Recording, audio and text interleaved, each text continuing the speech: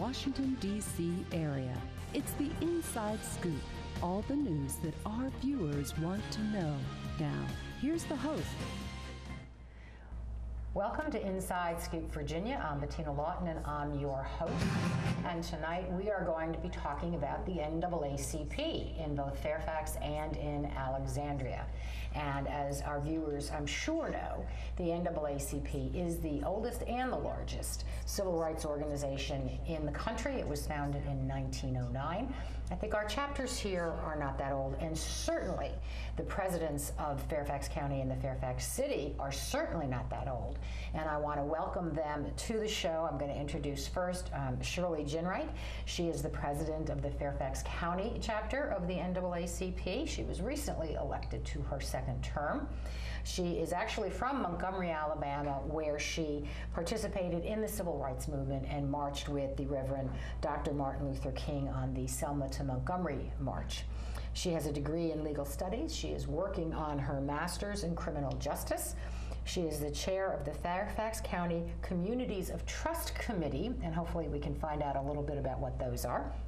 She is a member of the Fairfax County Police Chief Diversity Recruitment Committee and the Executive Diversity Committee. So thank you so much for coming, Shirley. Thank you very much for having me. And I'm going to ask you, because I know that your attire symbolizes something, and I want you to tell us about it and find out what am I supposed to call you Queen Mother, or what, is there an official title I need to share tonight? My outfit represents my title of Marfa, which is Queen Mother for the country of Cameroon, Africa. I had my DNA traced back to Africa, and it was to Cameroon. And in May of 2014, I was given the title of Marfa, Queen Mother. And this is the outfit that comes with the title. And what responsibilities come with the title? Lots of responsibility. I work here with the Northwest Funds Council, who are stationed in Silver Spring, Maryland. And one of the things that I do is help to raise funds for the kids to go to school. It costs $50 a year to send one child to school. Unfortunately, they don't have it. And this is in Cameroon? This is in Cameroon, yes, yes. So working on projects such as helping to build roads. I am the mother of the kings, so we have a lot of fun with that because one of our kings left and went to Cameroon, and I didn't know where he was. Oh. So I had to tell him, I'm your mother, so you have to tell me where you are. So their responsibility more toward helping to make things happen in Cameroon to improve the economy there. That's excellent. Yes. Congratulations. Thank you. Thank you very much. That was marvelous. Marvelous. Now we also have LaDonna Sanders. She is the president of the Alexandria NAACP. She is a native of Alexandria. She has a master's degree in social work, and she has over 10 years of experience in working with children and families affected by child abuse and neglect, mental health, and families impacted by foster care and adoption. She is a board member of, I hope I'm going to say this right, Gyra's Place? Gyra's Place, which is a nonprofit working to equip and nurture teen girls and their mothers. She is also a consultant for Lean On Us Unity House of Faith, which is an enrichment program to empower and reshape the lives of young women. So I want to welcome you for coming tonight to be on the show as well, LaDonna. Thank you so much for having me. Excellent. Well, let's get first a little bit of information on each of your chapters. Let's start with you, Shirley. Okay. So when was it formed? How big is it? What do you do? I know you meet every month. Right. The the Fairfax County chapter was established in 1944. We were chartered then. We have about 250 members, not all of them actively participating. We have some goals that we have for this year in education, of course, increasing our membership. So in the process of preparing a strategic plan. We work very closely with the school board, the Board of Supervisors, Gaza, our supervisor. But we have a lot of concerns around education, the gap, academic achievement gap, the pre-K lack of facilities, So those are some of the things that we'll be working on. Of course, voter suppression, voter registration, those are. Now, can anyone join your chapter? Anyone can join the NAACP. We are open to everyone. And what a lot of people don't know is that the NAACP was actually established by whites in New York in 1909. Yes. And it was established because a group of individuals were not pleased in how blacks were being treated. So they held several meetings, and after their third meeting, they decided, well, we should call our little group, it was about 5 of them, we should have a name for our group. And they came up with the name of the National Association for the Advancement of Colored People.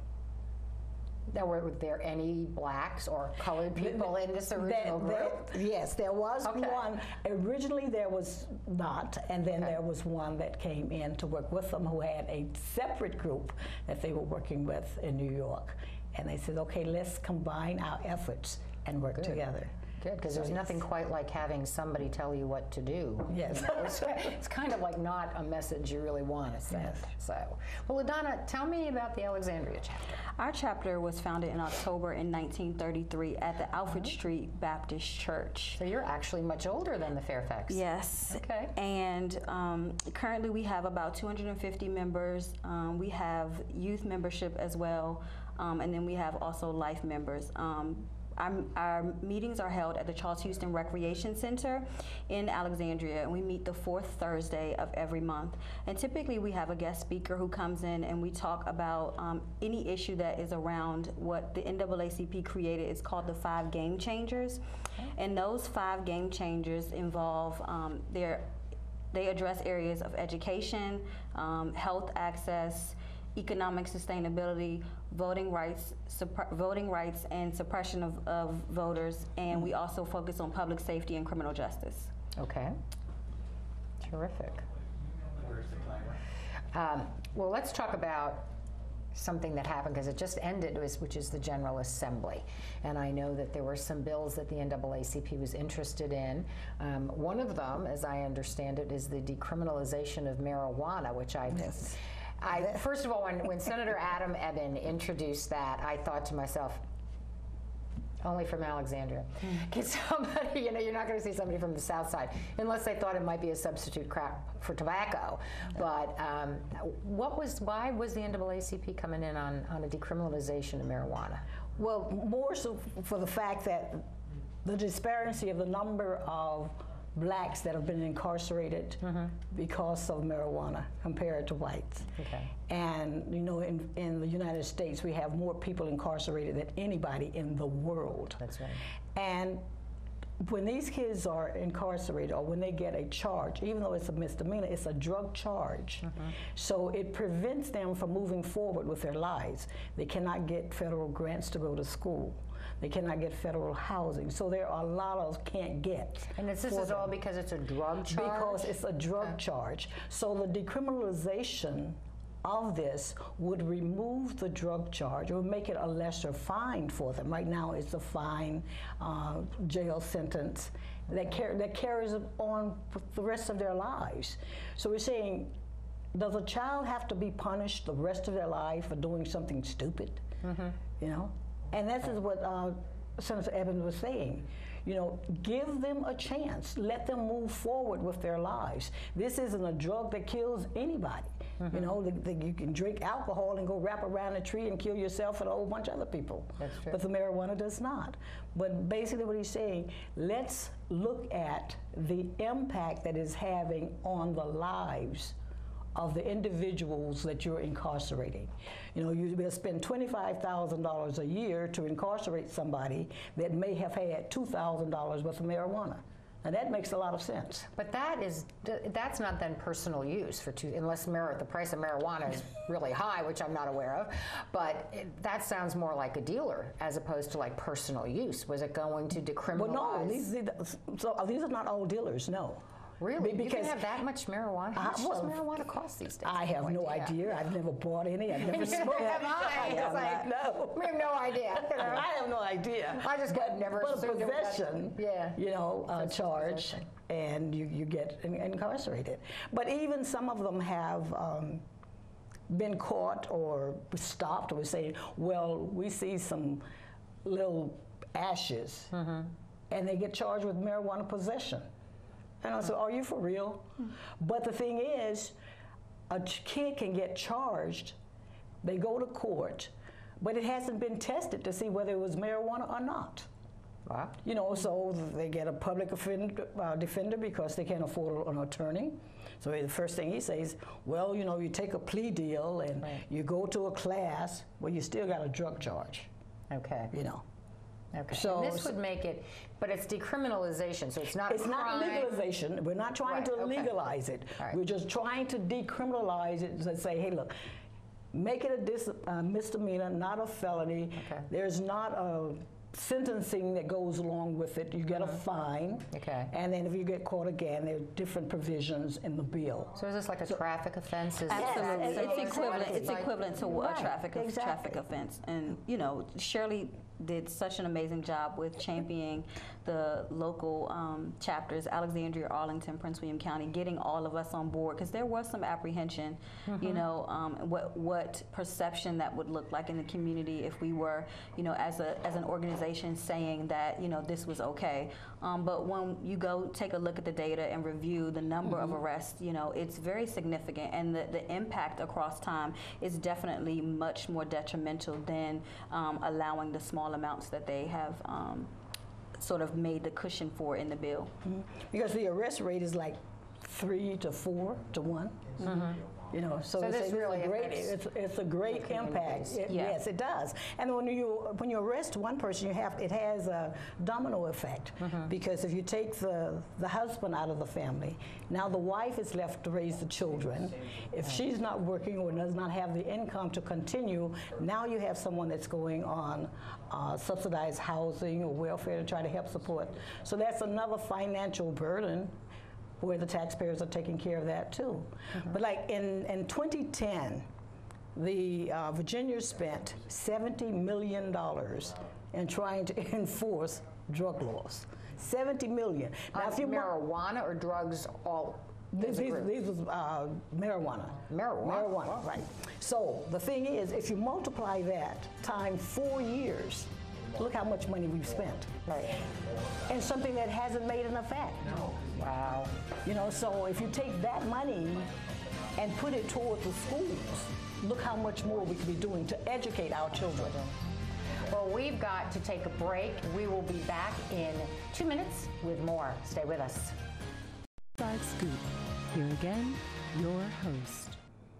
Welcome back. I'm Bettina Lawton. I'm your host, and we are talking about the NAACP with Shirley Ginwright. She is the president of the Fairfax chapter, and LaDonna Sanders. She is the president of the Alexandria chapter. And when we left, we were starting to talk about the money that could be used in education if we weren't spending all of it trying to enforce marijuana laws. And I guess that legislation didn't pass, if I recall. It did not. It was split down party lines.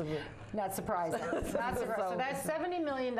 Is still going to be spent on that. So they'll see us again next year, because we aren't giving up. Well, let's talk about education for a little bit. I noticed on your website that you have a meeting coming up on March 14th to do with education in Fairfax. What's that about? Tell us about it. And actually, it's to just talk about education, what it is that the community think we should be doing, some of their concerns, and it's to discuss it with our executive board, some of our members, because we don't have an education chair, but we have our first vice president, Ralph Cooper, who has an oversight role for education. So this is an opportunity for others to come in and give their ideas on what they think we should be doing in education, and sort of like a little forum. I suppose you can call it a mini forum. And from that, I hope to be able to go back to the chapter, and we have a discussion. We have an offsite with our executive committee coming up soon, and we can discuss some of these things and then lay out our path and our strategic path, our plan for the rest of the year. So is this meeting just for people who are members of your chapter, or anyone can come? Others can come, yes. Okay, and where is it going to be? It's going to be held at the Kings Park Library and Superintendent's Cook Conference area, which is adjacent to the library on Burke Road. Okay, great. in Burke, Virginia. All right, good. Sort of in the middle of the county. So. Yes, yes. Well, what is the state of education in Fairfax? I hear lots of different things. Different people think about our education system. Well, we have a new school superintendent, and I met with her when she first took her position. And I think she's following through with some of the things that she had said. One of our concerns was pre-K education, that we have this long waiting list for kids to get into school, don't have enough facilities. So one of the things that we want to look at is are there other areas or facilities like churches that might have schools that could possibly be used as a pre-K school? And what happened with the budget? I thought that the state cut pre-K money. Did they bring some back in? Because at one point they were talking about cutting it, and people, I remember, were saying that is really foolish because it just keeps sort of snowballing if you don't start out prepared. That is true. I was told recently, and I have to verify this, that there has been some money, even some federal funds that was given for pre-K. So I'm going to be speaking to some people on that, and in fact we expect some of them to come to the meeting on the 14th. So we do need to look at the cost of things, because when we talked to Superintendent Gaza, one of the things that we was told that to modify a facility would cost like $15,000. Well, if you can modify a facility for $15,000 to $16,000 and get another classroom for 15 or 20 kids, I think that's a big improvement, and we need to look at doing something like that. But one of the other things that she did that I like is went around the county with forums to talk about what she's doing and listen to some of the concerns of the parents. And I'm sure they were not attended as well as she nor I would have wanted them to be. But at least that was that effort to go out into the community. That was a big difference, because the prior superintendent was sort of not warm and fuzzy. That is correct, and I think she has to clean up some of the stuff that he did, you know, so. But yeah, but I think, and you mentioned the portrait of a graduate. Right, and that was one of her initiatives, and she had over 70 people on that committee, and one of Dr. Larry Bussey from the Fairfax NAACP represented us on that committee. And I really agree with her in that our kids, when they come out of school, high school, they need to have certain skills to either go to college or to succeed anywhere in life. And on 2 weeks ago, there was a roundtable discussion with Congressman Byers, and one of the discussions was surrounding the colleges not even preparing the kids to come out of college and get a job, because they're training them in one thing, knowing that the jobs aren't there in that field. And I think this is the same thing that Superintendent Garza is saying, you know, everyone's not going to go to college, but we need to make them qualified to do something to take care of themselves. And that reading and math and writing skills, verbal skills, those things are important. You know, so there are some things we have to do. We have the academic achievement gap that is still there, so we have to work on that. But has any progress been made on that? Because people always keep putting ideas and saying, oh, we're going to do this and that'll and I don't see a whole lot of movement in Fairfax. I don't know what's going on in Alexandria, if it's better there. I mean, the achievement gap is definitely something that it's going to take some time to address.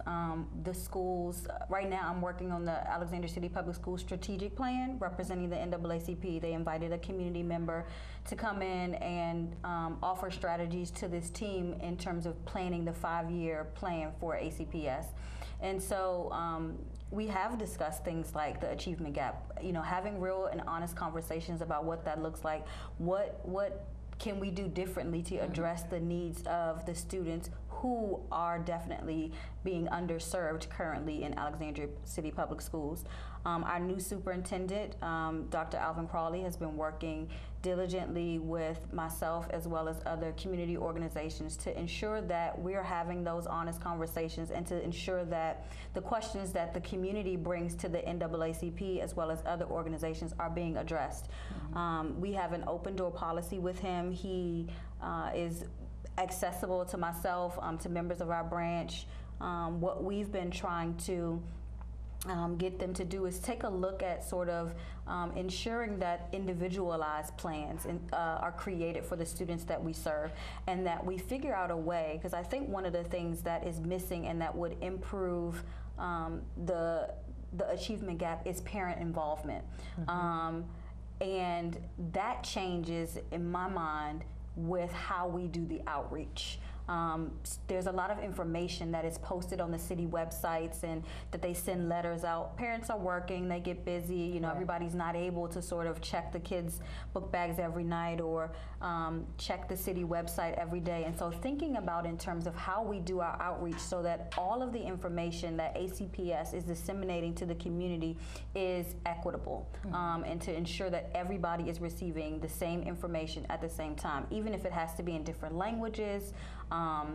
How it is they bring the community together. Maybe, you know, traditionally there are not a lot of low-income families who are participating in some of the PTAs, right. And so figuring out how can we get those parents and families to stay engaged. Well, that I think is a perennial problem. I remember when I was president of a PTSA, we sort of looked around the room and said, wow, you know, the PTA isn't exactly reflecting the demographics of the school. Right. Absolutely. But trying to figure that out people are still talking about it. I was president of the PTSA like, 15 years ago, so it tells you how long we've been having these conversations. And is there anything out there that you can point to, because there's not a lot of money. I mean, in Fairfax County, they did not get all the money they wanted. They're getting 53 or 54% of the county's budget, but they wanted more. They're short by several million, $40 or so million.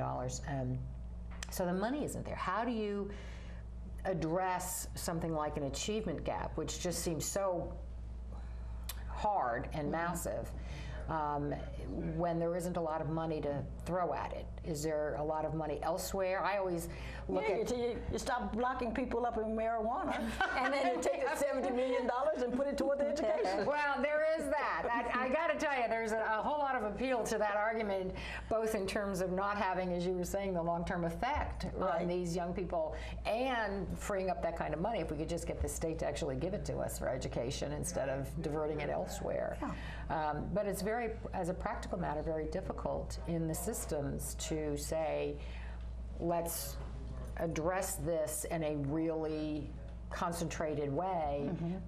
At least in Fairfax, it always seems every time somebody wants to focus on this, you have someone else saying, but I need strings in the 4th grade, and I need, Chinese language in the 1st grade, so, things don't move. I mean, anytime that there are, the budget is always an issue in terms of, figuring out which programs are going to get money. The fight every time is very, deciding who continues to keep what or gets more funding is always a difficult choice. I think to cushion some of that, I think school systems can utilize some of those nonprofit organizations in the community, utilizing parks and recreations, thinking about how those programs can also support some of those missing gaps that the schools aren't able to do. Because each year we're asking the teachers to do more, we're asking them to stay after school, we're asking them to commit to supporting the students in teams and things like that. And so utilizing churches, other organizations in the community, I think will cushion some of that that gap that we're looking for when the money's not there. So it's more outreach, more collaboration with other entities in the community that you think will help. Let me ask you, because we've got a couple minutes before we have to go to our next break, but there's a phrase that you see tossed around a lot called the school to prison pipeline. You want to explain that, and what can people do to sort of stop that? That is definitely, it's a topic that's been up for discussion for quite some time. And what I'll say is that, in the literature that I've read, I understand that the 3rd grade reading and test scores is how individuals determine or the state determines how many jails will be built. And so if we get to a point where the students are reading on grade level and doing math and performing at a third grade level when they're supposed to be, those kinds of things, it will be eliminated. And so what we have to do is to start early, what Shirley was talking about with the pre-K. That's the importance with the pre-K. And having students understanding that education is fun. Students go to school, and I think one of the number one things that I hear is that it's not fun. They want to have it fun, and so getting teachers to think about what that looks like in the classroom is what we need to see happen. All right, well, we are going to take another break, and we're going to come back and pick this up because it's important. Scoop. Here again, your host. Welcome back. I'm Bettina Lawton, and I have with me tonight Shirley Ginwright. She is the president of the Fairfax chapter of the NAACP, and LaDonna Sanders. She is the president of the Alexandria chapter. And when we left, we were talking about the school-to-prison pipeline, and I wanted to pick that back up again because it's a very important topic, and you hear about it. And I was surprised, LaDonna, when you said, oh, the third grade scores is what dictates the prison, how many prisons you build. It was like, wow, that's really an early indicator of problems. So pre-K is one way of dealing with it, but we can't sort of give up on everybody who happens to be in the fourth grade today through the 12th. So what do we do? Well, see, one of the other things that lead to the prison from school is the disciplinary actions taken against our children. And again, we have a disparity in that the minority kids are disciplined more, and they get suspended more. So if you get suspended, now you're out doing nothing or doing something that's going to get you in trouble. Right, you're going to get more trouble. That's exactly right. So now you're headed into the system. And once you get into the system, it's like a revolving door. So how do you get back at them? Changed? Because I was actually on a task force that the school board set up a number of years ago. They were actually, there has been a change to their policy that says now that the parents have to be notified before a child will admit that they have done something. But that's right. How a child is a child. So now you want to make them an adult and say, yes, I'm going to agree to this. Right. But when the law says you're an adult at 18. Right, but you're in the room with your principal or your assistant principal, and they're questioning you and getting admissions, and your parents didn't even know about it. Exactly. And so now I understand that they have to notify them at some point in the process. I don't think it's as early as I would want to be notified if it were my child, but at some point. If it is something that's going to cause them to have a disciplinary action, like being suspended from school, they have to talk to the parent before they do anything to the child. Right. So, but that's just one step. Right. So we have to do some other things to eliminate all. What do you think we need to do? Well, I mean, some of the infractions I think are so minor. So you give them in-school suspension. Right. So you need more parental discretion, or not parental, principal discretion. Sure. And stop. And I think part of the problem, the teachers have so many kids in school, and they have pranksters in the classrooms and things. I substitute teach in Fairfax County. And some days I come home and it's like, wow, why did I go out there today? Right. Because I've had one of those days. So I can imagine some of the teachers having those type of days for an entire week. Right. And the only thing she wants to do is take him out, put him out, but we have to be more patient. And of course, we go back to the not having enough money for the schools because our classrooms are overcrowded. So how do you teach when you have a couple of disruptive kids and the only solution is to put them out? Right. And you've got all the rest of the kids that you've got to educate, and so it's very hard. But we have to look at it. We have the alternative schools that they send you to. So exactly what are they accomplishing in the alternative schools? One of the other things that Fairfax County, and I believe Fairfax County is doing, but Alexandria is doing a pilot program, the restorative justice. Right. And so Fairfax County, I believe our Alexandria City came over and got some training from you all, and so what they utilize is it's more of a peer sort of circle group, and everyone gets in a room. They sit down at the table at a table. There's a facilitator, and you get to have a conversation. You get to talk about, you know, what are some of the issues that impacted, what were some of the triggers that made you the triggers that allowed you to make the decision that you made, what you could have done differently, and then come up with what your consequence should be. And so it's a collective between the teachers, between administrators, between other students, and the student that's involved. And so that restorative justice program, we're hoping it's going to expand more into the Alexandria City Public Schools, but I know that Fairfax County is also doing it as well. Yeah, because I know Fairfax had the mediation, peer mediation. Right. And I think that's a good way to try to resolve issues as well. Well, certainly the restorative justice has a good reputation in the other school systems that have tried it. So that is a way of perhaps moving us away from sort of this rigid discipline where, as you say, the kids end out of school and they're not doing anything good out there. They're no longer learning, and they're not supervised, and right, exactly. And that does tend to lead to mischief. And see, at one time, I mean, a child could get suspended for like 10 days. What do you do for 10 days? Right. Get in trouble. Well, and you get far behind. So if you were having problems to begin with, if that was one of the reasons you were acting out, now you're even worse. Right. Now you're even farther behind than you were when you left. Right. I remember Superintendent Garza was speaking once, and she was speaking on the fact that kids get suspended for such a long time. Yeah. And she said, I never heard of anything like that. Yeah. You know. Well, and hopefully we will get that changed in Fairfax, because I'm highly skeptical that these long suspensions work. And then, of course, if you appeal it, you didn't get to go back during your appeal. And I think they were looking at changing that. I don't know if they did. But that is something that definitely needs to be changed, and the NAACP will be looking into it and following up on it. Good. Good. Well, let me ask, I saw this in the paper this morning. There was an opinion piece in the Washington Post by Cortland Malloy talking about the district establishing an all-black boys' school. And I'm not sure how I feel about that. It's just that I hadn't heard that there were these proposals out there. What do you think? Is the NAACP taken any positions on these kinds of things? What do you personally think? Is this where we really want to go? Well, the NAACP has not taken a position on it. What I do know is that this is an idea that has been circulating for a while. One of the individuals that I know that has been taking an honest look and been doing some fundraising all across the country is Dr. Umar Johnson.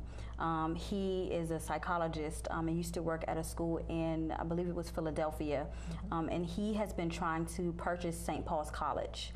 To take St. Paul's College and turn it into a school specifically for African American boys and girls. It is his thought process that having the school specifically address issues of slavery, creating a level of identity where you can centrally focus on issues that are impacting the African American community. Having teachers who look like them, having other peer groups sort of primarily be in the classroom with those students is what his thought process is, and he believes that having that environment will create additional leaders, will create future opportunities for students, sort of like North Carolina A&T, focusing on agriculture, focusing on science, technology, engineering, math, providing all those kinds of programs. And so the article that you speak of is not sort of a new topic. It's definitely something that's been it's been controversial, and it sounds like old days where segregation is what it sounds like. Yeah. And that's why I sort of looked at it and said, and there are the schools where you had, like the colleges, the Seven Sisters, where only women went.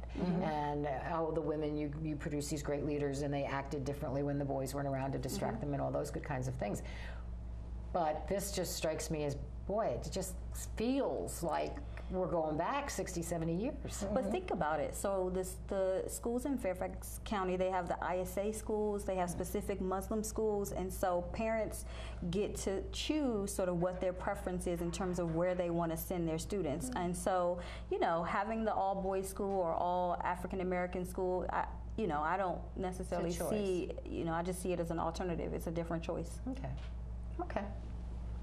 You want to chime in, Shirley? You're just being quiet. Well, actually, we're going to move on to voter stuff. I was thinking, you know, we do have colleges that are strictly for women and some that are strictly for men. Right. But my thought process was that, yeah, it goes back to segregation, and I know I probably get in trouble for this one, but I sometimes ask, segregation was not bad. I think the only thing we wanted was to have the same facilities, the same chemistry lab, as the white schools had. We didn't necessarily want to mingle. I mean, it worked out okay in some instances. In some instances, right. It did not. But if we go back to having an all-black male school, there is a male mentoring that I see can come out of that. Right. And there built-in respect.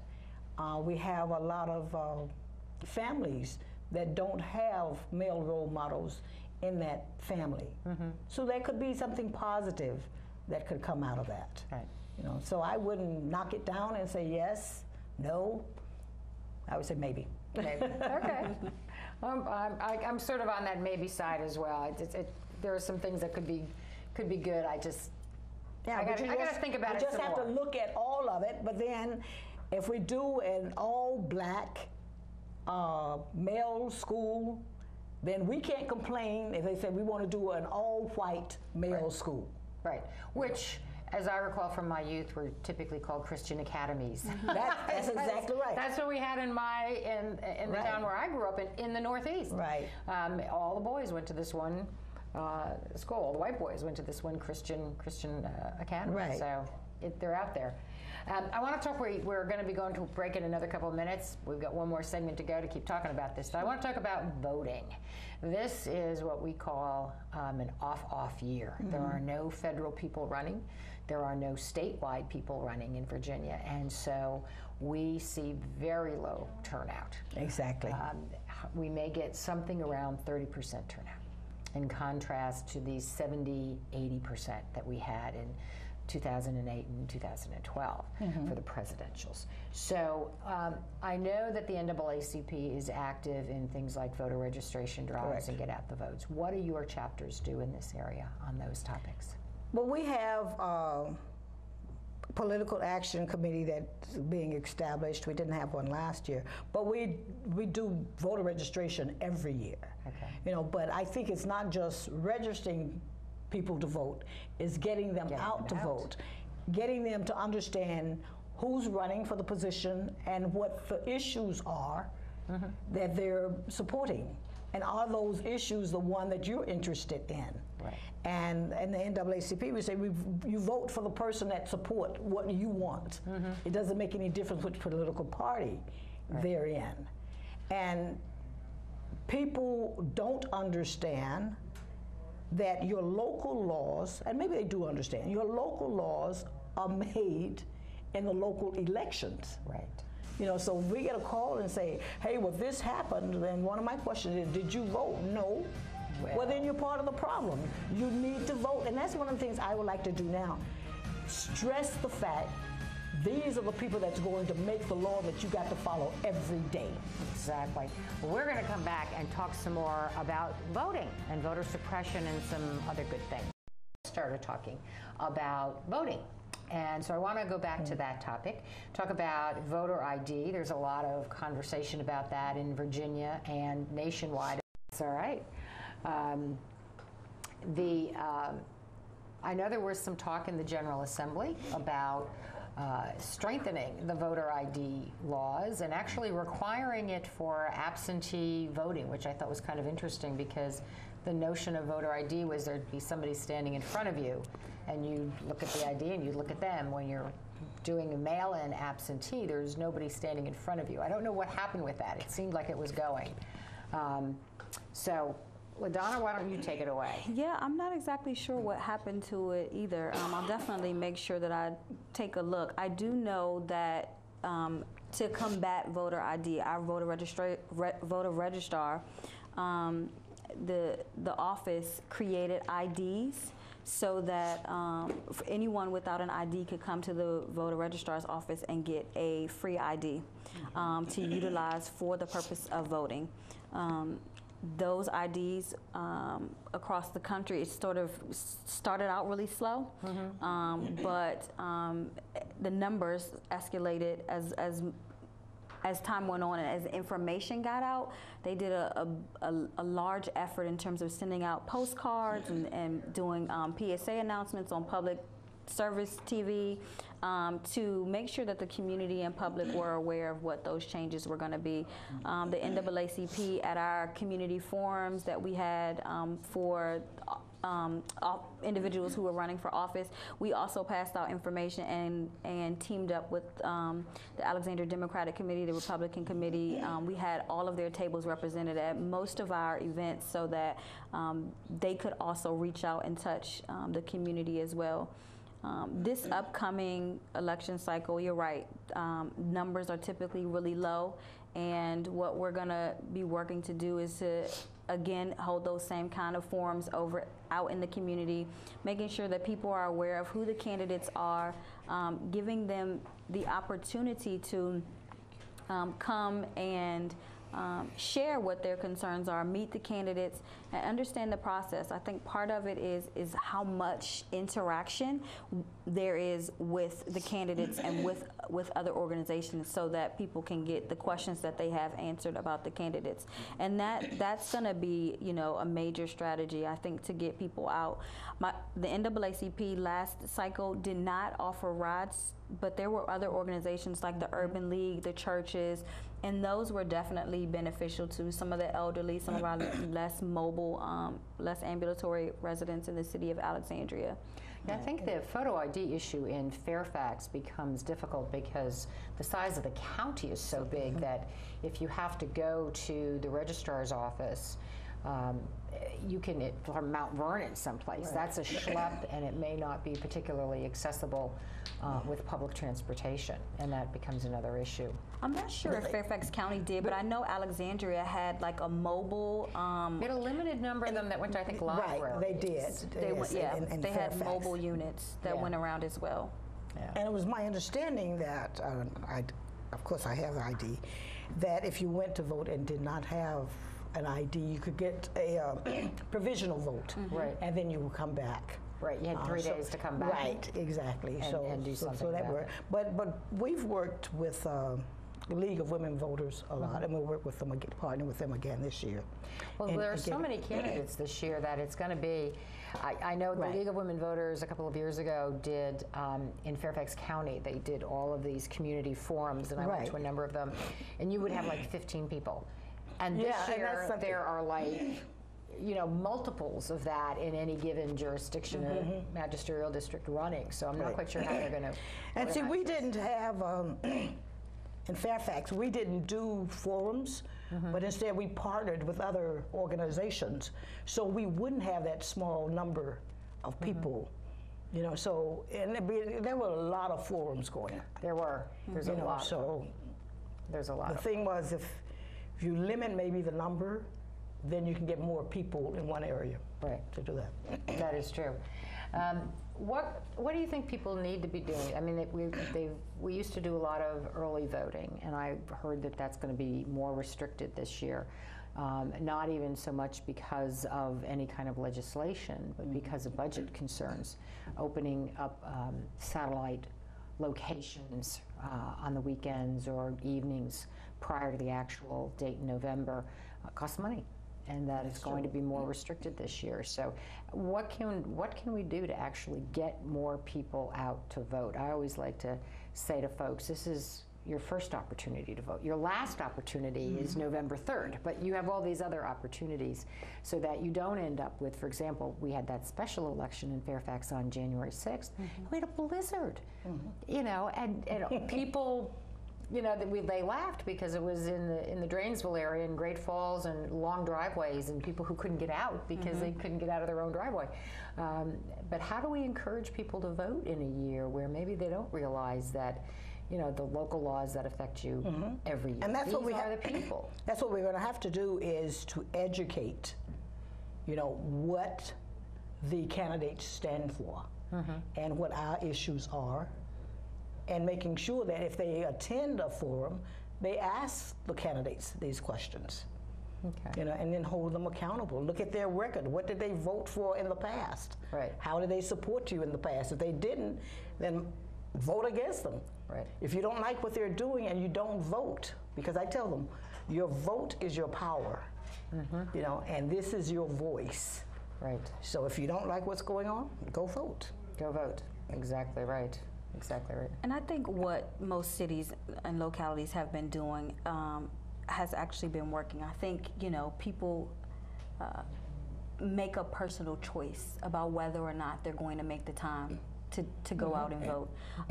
But those measures that have been happening in terms of marketing all throughout the libraries, marketing through the recreation centers, having the candidates visit the local churches, having the candidates go out into the community. I think those are the avenues that have been working, and I don't see that there's any reason to stop doing those things. It all boils down to whether or not a candidate has said something or done something that has actually touched you, or that you can really relate to, that will impact your life. Definitely having the polling stations run smoothly. I served as an election officer, and not having the long lines. Yeah, not having the long lines. Having on the date, you know, it be clear about how people can get in. Having parking. I mean, you know, there's nothing worse than having to drive around and around and around because you can't find a place to park. So when localities are planning election sites, just take those kinds of things into consideration. Well, I truly, the people who act as election officers, those are amazingly long days. I do a lot of election protection inside, and I don't have to be there at 4 in the morning. You know, but it's still a long day, and it's way more than I would want to have to do. I do want to talk about, in terms of, you know, you've got elections coming up, and we've also got some issues with law enforcement, and I know one of the issues that have come up in Virginia and in a lot of other states is the privatization of prisons. And what is that actually doing? There have been some talk about closing prisons to save money, and the other side of that is saying, well, let's have some private corporation run them. Somehow they think they can do them more efficiently or cheaper or whatever, despite the profit motive. I understand that there are some quote-unquote non-profit prison corporations out there as well. But how does that actually work? And there's a distinction between prisons and jails. Prisons is the longer time frame, the more than a year. More serious crimes are sitting in the prisons. Correct. And that's what we're talking about, are the actual prisons, not the local jails. Correct. Right. So what is going on in Virginia on privatizing prisons? Are we actually going down that road here? I'm not sure about Virginia, but I know, excuse me, there are a lot of prisons that have been prioritized. And I do know that it's a business. So in order for you to make money, you have to have all of your beds filled. And that's why you have the revolving door. You know, so if you have someone going into the prison system, where years ago it was for rehabilitation, and they would teach them a skill, so when they come out, they can take care of themselves and their families. So now they go in, they play cards, and they draw, whatever it is they do, but they come out with nothing except a record, because they know they're coming back. And my bed is filled, because I'm running a business now. Wow. That's kind of scary. It is. You had a statement that you made, Shirley, in December, that you were going to be working diligently to make sure that nothing like Ferguson happened in Fairfax County. And in your statement, and in some articles I read, you said you were going to be meeting with county leaders to talk about that. And I wanted to ask you, who'd you meet with?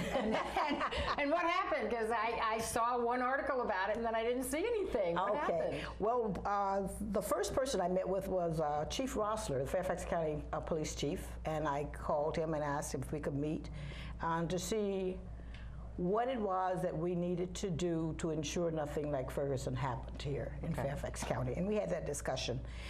And he recommended that we talk to Chairman Bolivar, and that it should involve all of our first responders, the sheriff as well as the fire department. We had that meeting with Chairman Bolivar in December. It included other civic leaders from NAACP, which is the National Asian and Pacific Islanders Korean group, as well as with the LULAC. And we established the Communities of Trust Committee, which I chair. Oh, and that's what we started talking about, and we're hearing our music, which means I'm going to have you back so that we can talk some more about that, because I think that's important, and I wondered what that was. So I'm glad something came of it, because as I said, I hadn't heard. I want to thank you for coming, and Thank you. We'll have you back. Thank you very much.